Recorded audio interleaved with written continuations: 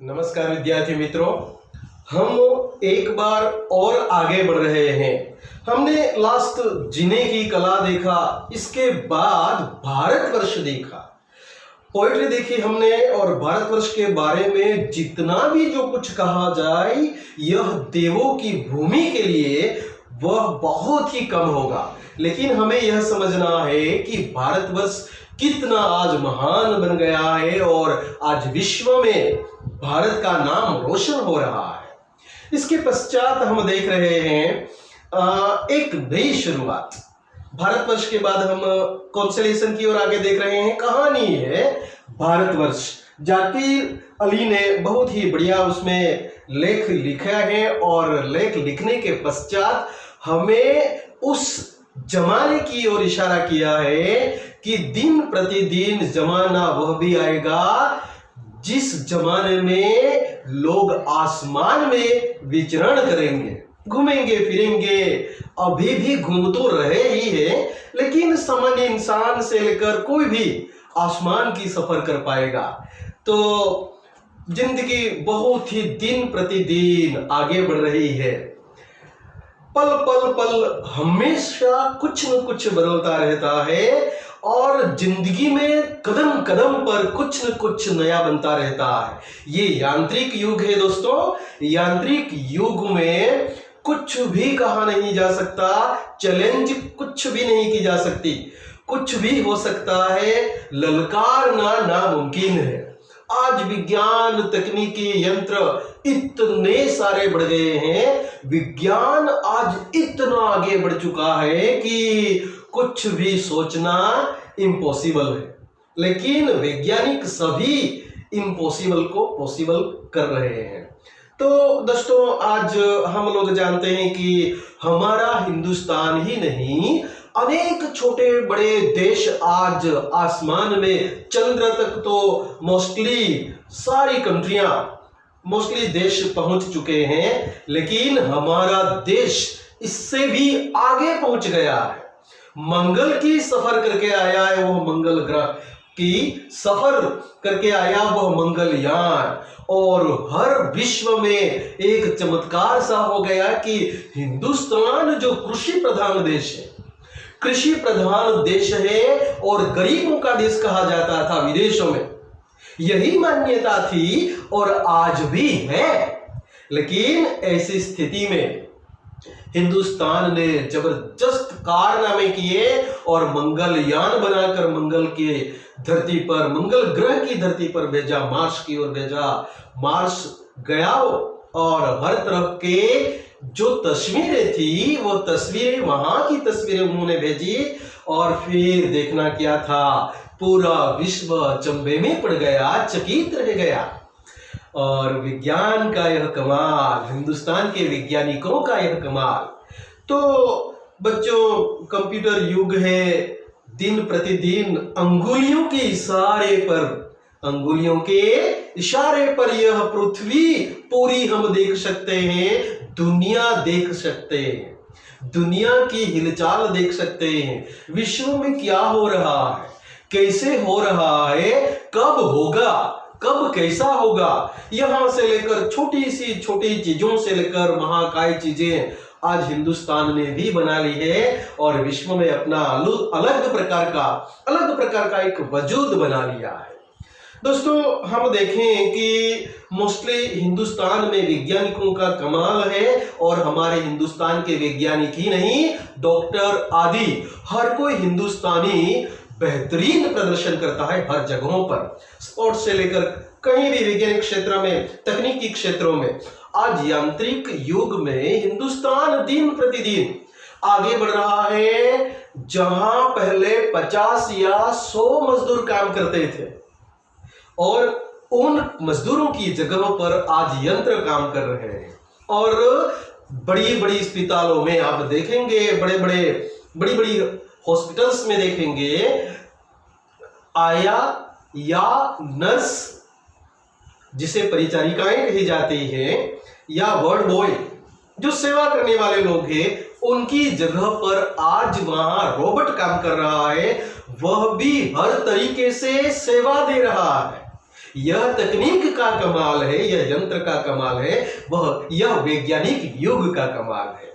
आज चांद तारों के बीच लोग जा रहे हैं, हिंदुस्तान भी पहुंच गया है और चांद तारों के बीच रहकर आज तरह तरह प्रकार की खोजें कर रहा है और तरह तरह प्रकार के आविष्कार कर रहा है। यह एक सिद्धि है हिंदुस्तान के लिए। तो दोस्तों, ऐसी ही बात लेकर हम आ रहे हैं प्रोफेसर रामिश और प्रोफेसर उनके असिस्टेंट प्रोफेसर माधवन की बात लेकर हम आ रहे हैं।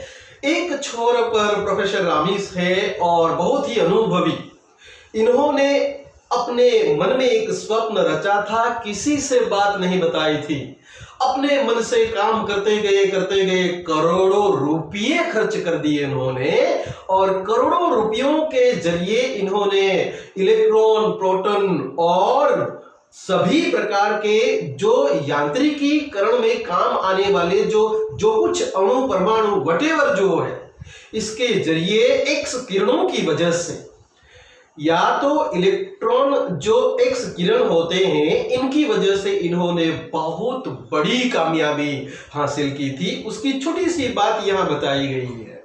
तो प्रोफेसर रामिश ने एक छोर से दूसरे छोर पर, यानी कि एक कुल से दूसरे कुल पर, कुल यानी कि किनारा, कुल यानी कि किनारा, तो एक किनारे से दूसरे किनारे पर बिना सहायता लिए, बिना किसी साधन की सहायता लिए बगैर इंसान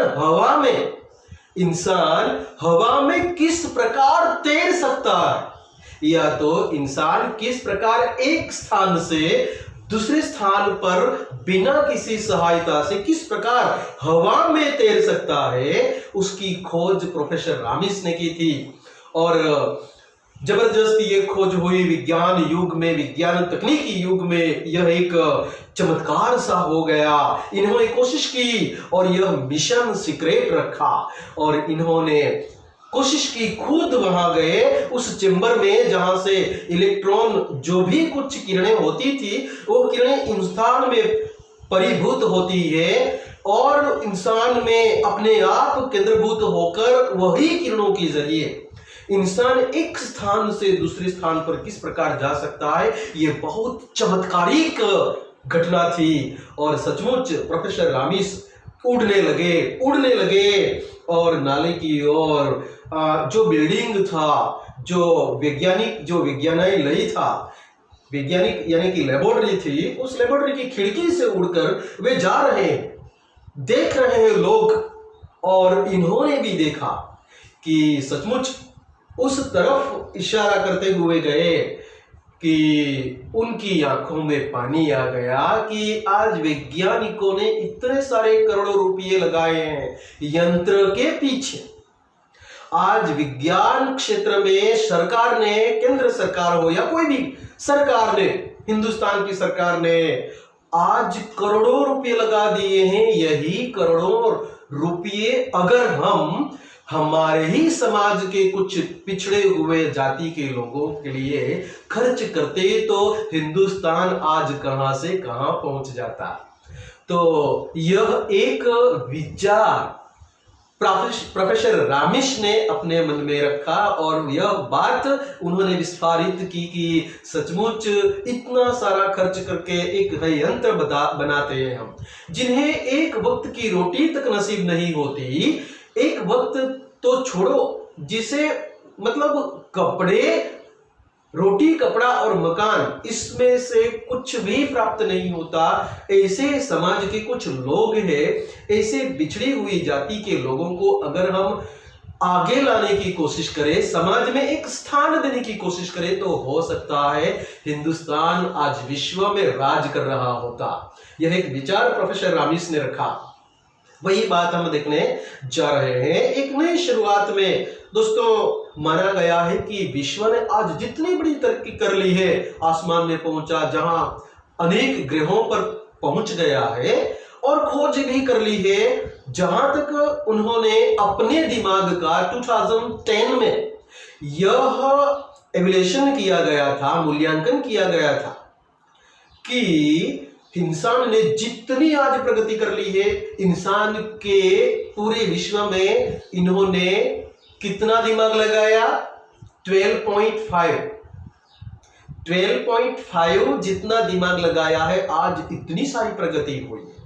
अगर इंसान अपने दिमाग का 90%, पूरे विश्व के लोग आज 90% अपने दिमाग का उपयोग करते, तो मान लो आज हम आसमान के बीचों बीच बैठकर पढ़ते होंगे, या तो आज इंसान कहां से कहां उड़ रहा होता और आज पर आ गए होते, पर यानी कि पंख आ गए होते इंसान के, इतनी सारी प्रगति कर ली होती।